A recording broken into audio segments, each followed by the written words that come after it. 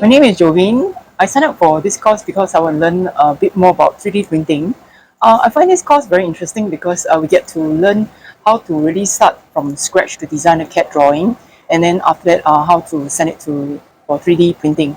So I will recommend this course to my friends because you really learn how to do 3D printing.